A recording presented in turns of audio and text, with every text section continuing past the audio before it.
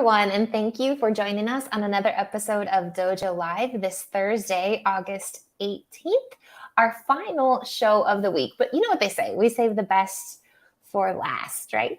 My name is Kim Lantis, and it's my pleasure to be hosting today. Joining me to co-host is America Guerrero. Hey, exciting to be here. Hi, Ami. And of course, the guest of honor, Mr. Travis Rush, the CEO and co-founder of Repario Health. Thank you for taking the time to speak with us today, Travis.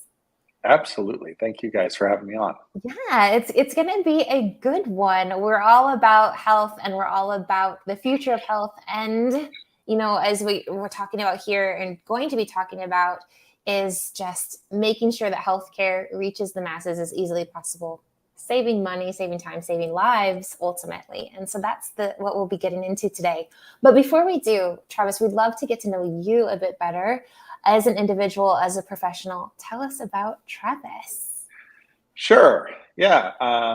Let's see. I'm been around the tech world and healthcare for a long time. Been involved in web application development for 25 some years, had multiple businesses. My previous company was in the eye care space. I sold that company to Johnson & Johnson a few years ago. Went to work for them for a while and then left that. I'm not very well designed for corporate America. And I decided to launch another company called Repario Health. And we focus on at-home biometric screenings so that people can have better and easier access to their personal data to help them have the information they need so they can act on their own and not rely on everyone else to tell them what they need to do next. Nice. And that was actually going to be my next question of Repario Health and who you are, the problems that you're solving and you already introduced that really, really well. Is this a mashup, I'm guessing, of some type of hardware with software? Or what's the problem you're addressing?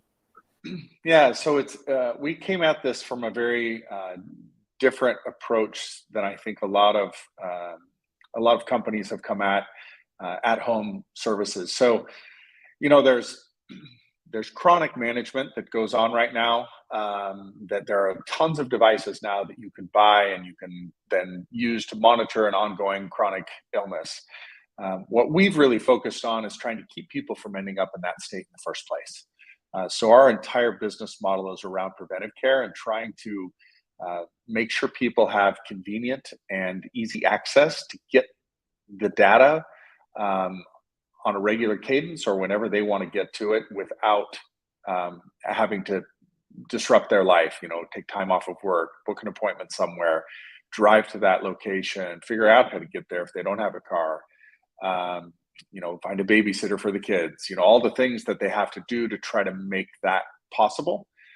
We try to remove all those barriers because those are the things that cause the friction that keep people from doing what they need to be doing and procrastinating. Exactly. I am also one of them. So solving a problem for myself. And even if something as simple, I mean, it makes a lot of sense because even if something as simple as getting my teeth cleaned at times, right. Which I know I can't do at home. Well, I do. I floss and brush regularly. But I mean, what I mean is like just I forgot to make an appointment. This, that. And so even to just get those frictions out of the way makes a lot of sense to other elements of our healthcare. Yeah, and even if you do try, right, there's a prioritization problem that happens as well. You know, you have this appointment scheduled for 3 months from now. Life happens, something more exciting shows up on your calendar, and you reschedule. And next thing you know, you've done that for 3 years, and you haven't had my teeth cleaned. I wasn't going to call you out on that. Perfect. So let's get more in depth to the topic of today's show, as chosen by you. What is that, America? Bringing healthcare into the home. So, how employers, patients, and other stakeholders can utilize at home screenings to help address the healthcare needs of the workforce, as well as underserved populations to prevent chronic conditions and save billions of dollars in healthcare costs. So, why did you choose this topic for today's show, Travis? Well, you know, there's a couple of things. One, before I even talk about the data, you know, if there's nothing else that the last 2 years has taught all of us throughout the pandemic is that uh, underlying issues matter. Chronic illnesses come from an unknown underlying condition that nobody has noticed because you don't feel it yet, right? The problem is by the time you feel it, it's now too late, and it's really hard to turn back from that point. It takes a lot of work and time, and most people can't once they get there. Um, the data out there, the CDC, for example, they have a report out that shows that 37 million Americans have diabetes, and 1 in 5 of them don't even know they have it. And beyond that, when you look at just being pre-diabetic, um, 8 in 10 people that are pre-diabetic in this country have no idea. And the only way that they ever find that out is when they get to that stage where now it's so bad that they feel horrible all the time. They're always tired. There's something is wrong. And they finally go in, and now they have to try to reel back the damage that they've caused to their body and get back to a healthy place. So,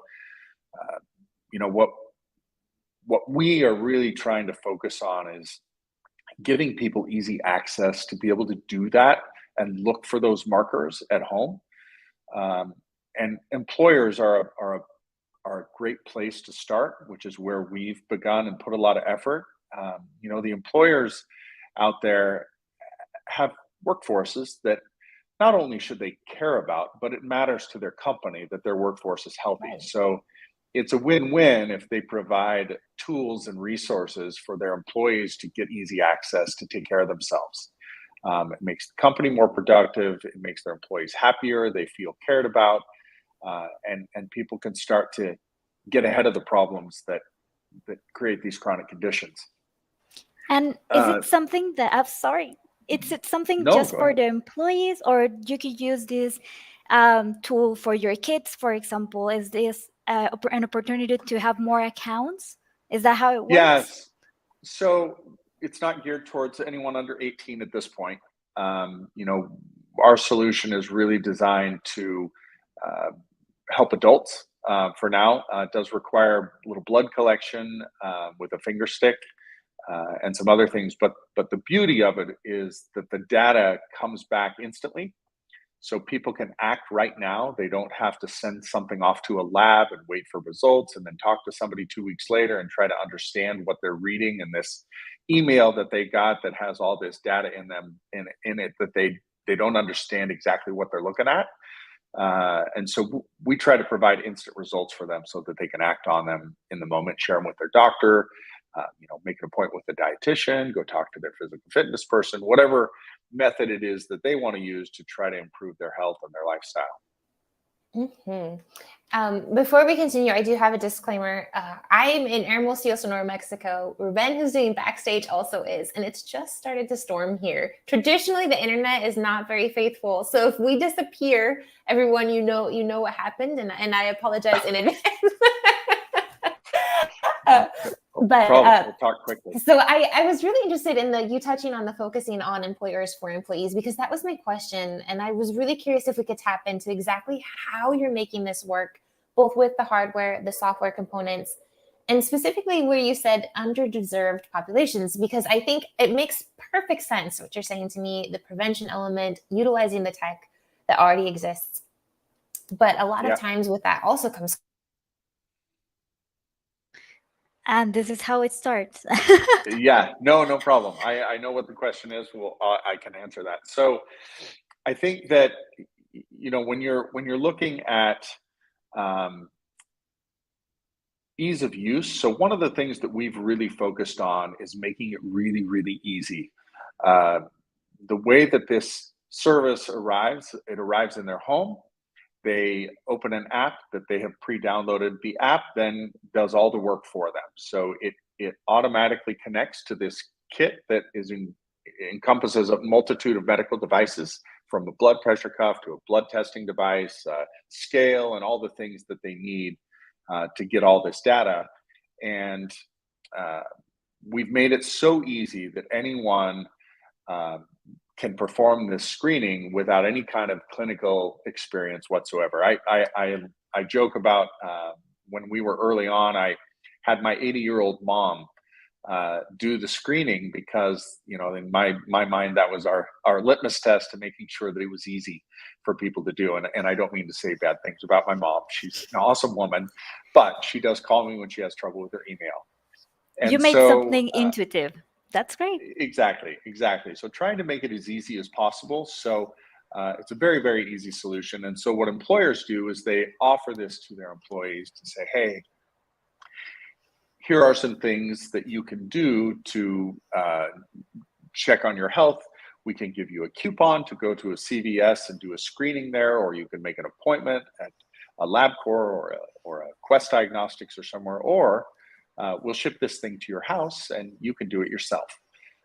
And the way that really works for the underserved population as well is, you know, a lot of the people out there are in rural communities, and making an appointment to go somewhere like that is a big deal to them. You know, they have to drive a long ways. It's not like living in the city. And so our service accommodates those situations as well. Yeah. And Yeah. I'm curious, how was the process for the UI UX side, for the user experience? Mhm. You said that it's something that is really intuitive for everybody. Well, someone who is older than 18, right? So how was the process to build this? Yeah, we have an amazing team of engineers and UX UI designers that have been really focused on this app. And the way the app works is there's a virtual nurse practitioner narrating through the entire process. So there's someone talking to you and saying, "All right, here's what we're going to do now," and there's an animation and some text. And as soon as you complete that task, you hit next, and then it starts with the next piece of the process. And it takes about 20 to 30 minutes to go through it, but we've made sure that it's very, very easy. And then we also have 24/7 support via chat and email and phone. So if someone is in the middle of like taking their blood pressure and something isn't going right, they can reach out to us and get some help immediately. So we make sure that they're able to get to the finish line. That's our goal. That's amazing that you feel that there is support all the time when you're in this journey. When we're talking about healthcare, it could be a scary path, and you are there every time. That's great. In addition Yeah. to diabetes, is there another common disease that you, with your app, with the software that you have, you can easily identify to your customers? Are there other Uh, trends? Mhm. I'm not sure I understood the question. No, don't worry. I'm kind of nervous because Kim is not here, and this is the first time that I'm going to be like hosting. So don't worry. I said it No problem. incorrectly. So why Yeah. why don't yeah, so in the app itself, one of the things that maybe is interesting is, what does it tell you? So in our current app, the pieces of information that you get when you're done are your blood pressure, your heart rate, BMI, Mhm. and then relative fat mass. And then on the blood testing side, we provide them with their total cholesterol levels, their LDLs, HDLs, Mhm. triglycerides, and glucose. So all of that data shows up in the phone, in the app immediately when they're finished with the screening. And then they're able to look at, you know, what is a good range for cholesterol, and where do I land in the middle of that range, and how do I improve it if it's not great? What are the things that I can do? So there's some educational components to it as well, because Oh yeah, you know, a big part of people improving their health is education. exactly. First, give them the data, and then explain to them what it is and how do they improve it. What are the steps they need to take? And if there's any data that's out of range, we definitely encourage them to go talk to their doctor or physician, um, and get some more insights about what's going on. You know, in the U.S., 90% of this is a pretty staggering number. 90% of the $3.8 trillion that our country spends on healthcare costs is to manage chronic diseases. Mm, 90%. So a huge part of our country's spending on healthcare is to fix people that we could have prevented in the first place if we'd have been on top of things. And so, you know, as much as COVID created a lot of horrible outcomes, you know, there's no denying that. there's a silver lining, I believe, and that it removed the barriers, the regulators, Mm-hmm. and all the things that were stopping technology and healthcare from rising to the surface. Because as we learned, the healthcare system can't handle all of us if we Yeah. all get sick at once, and so they had to make room for some of these new services. And I think in the end, I think this is actually going to be a very good thing for all of us to be able to bring more of this technology into our homes and get a better handle on how we're doing. Yes. How do you see that repair is going to be in a few years? How do you feel that is going to be the next step for this kind of technology and healthcare? Yeah, How? we're working on additional technologies that do different kinds of screenings. Uh-huh. So the screening that I described now, this is an initial version, but as time continues, there are lots of other tests that can be done at home. Mm-hmm. We can be looking for liver disease, kidney disease. Um, we can provide screenings that look for issues with white blood cell count, which can uh, signal that your body is fighting something. Uh-huh. Um, so whether or not you maybe don't feel sick yet, a high white blood cell count says that your body is reacting to something that's wrong. So little things like that can give you a warning sign before something goes really bad. Uh, those are all the things that we're trying to get ahead of. Wow, that's amazing. Yeah, I cannot imagine the newest test. How would you have it in your home, and then how the data is going to identify? Oh, I have a question from one of our Doyo Live viewers. Here, this question sure. is from Antonio Osuna, and the question is: it is so weird to ask this, okay? But do you have any type of API integration to deliver this data into another platform? This could be Yes. awesome. Thank you, Antonio. Yeah. Yeah, so the data that comes into our system whenever if a hospital network, for example, is asking us to do follow-up screenings for patients that are now back at home, we're able to push that data via API calls into EHR systems. So absolutely, and other systems. If somebody has some companies we work with have dedicated record management systems of their own, and as long as they have a way for us to push the data to them, we can absolutely do that. Good Oh, question. that's awesome. Thank you, Antonio. Thank you. Thank you, Travis. Let's talk about the culture of your company. How does Sure. it looks like to work at Repiro? You know, I having run a few businesses over the years, there's a philosophy that I have with the company and with our people, um, and that is that allow your team to excel wherever they want to excel. I really believe in, I have a funny thing that I say to my team all the time. If you ever wake up in the morning and dread coming to work, please come Mhm. to work and tell me, and let's figure out why. I don't ever want anyone coming into work here and not feeling passionate or excited about what they're going to do that day. Um, Yeah. the beauty of startups is we're always creating, we're always breaking down barriers and trying to do something that nobody else has done or trying to do it better.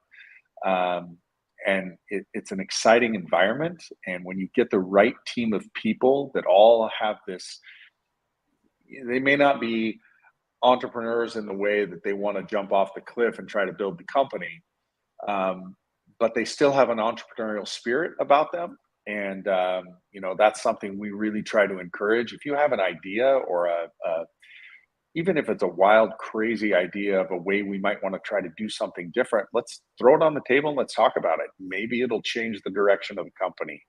And I think people enjoy that and enjoy having the freedom. Is Uh, that the, ownership feeling when you start in a company? Yeah, I yeah, yeah. see. And I think that probably the hardest thing that I've had to learn over the years is how to let go of things.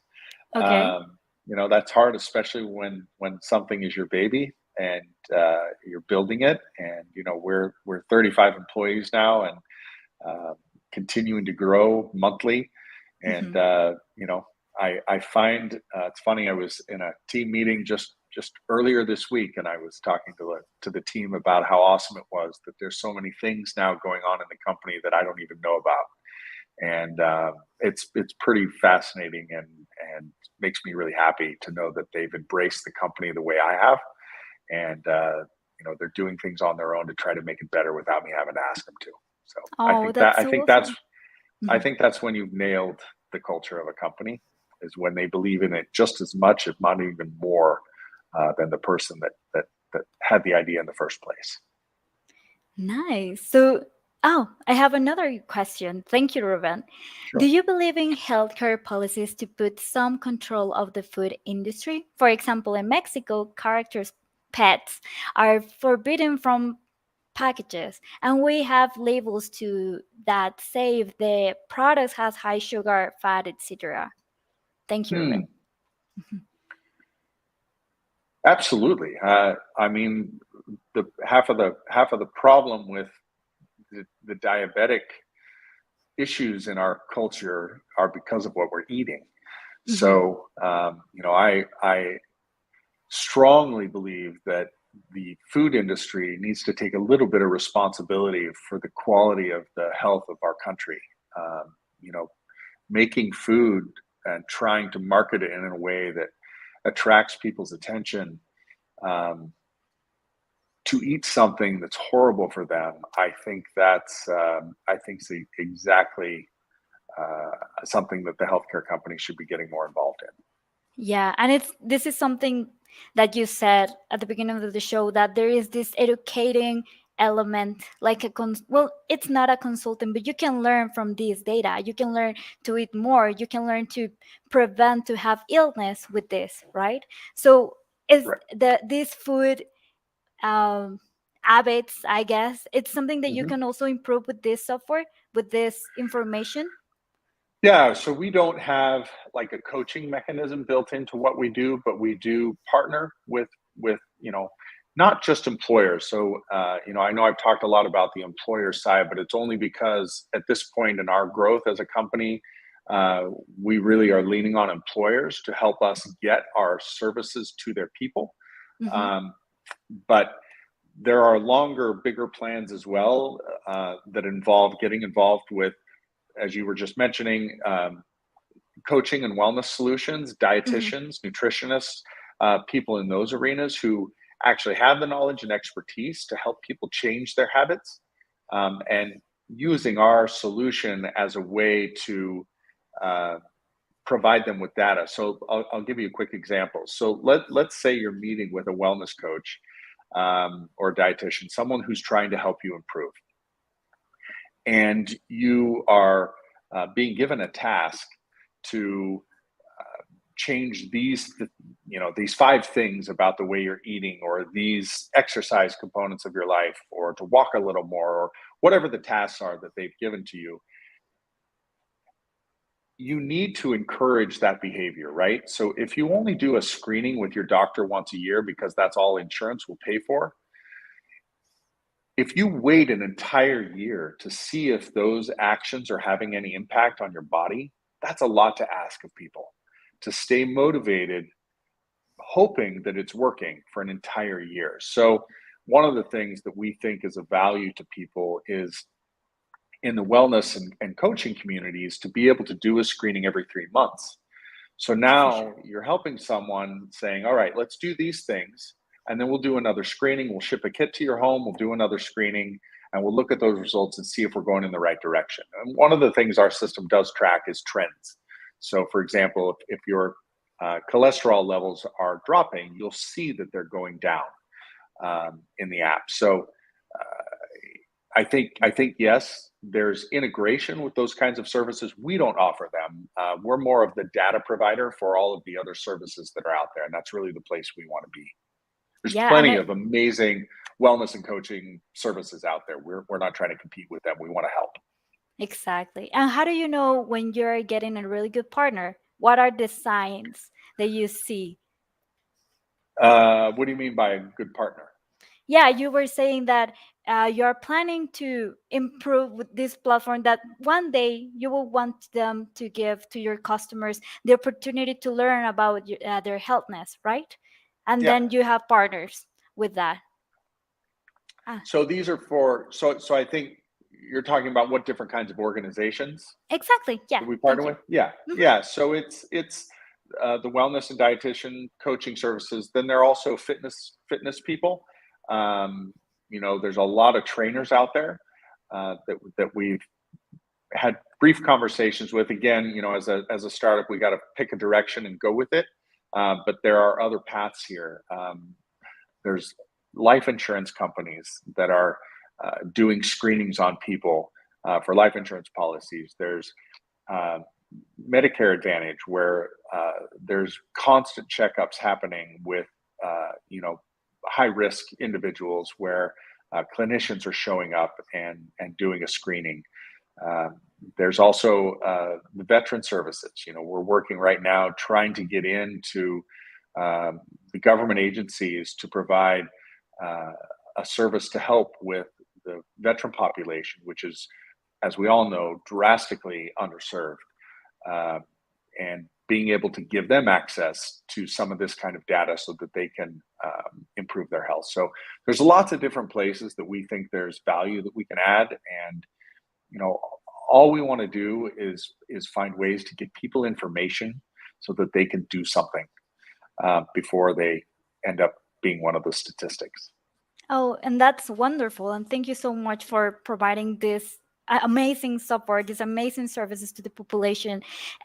Are there any words of wisdom you wish to share with our audience? Gosh, that's a big question. I don't know that I have wisdom. I would say that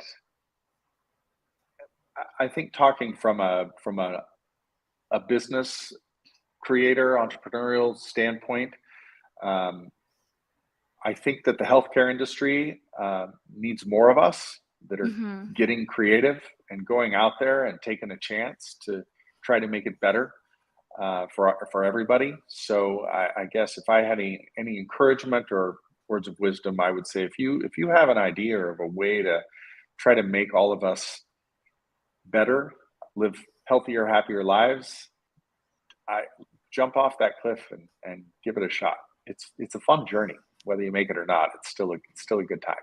How encouraging. Oh, that it was so awesome to have you here and do your live, Travis. Thank you so much for sharing your knowledge, what Repario is, the industry, everything that you're helping with. Thank you so much. That was the last question of Absolutely. our Thank you. show. Now, Great. thanks to you. So, for the next week, audience, we are going to have a recap on Monday. Don't miss it. It's going to be 12 p.m. Pacific. Again, Travis, thank you so much for everything. Thank you, America.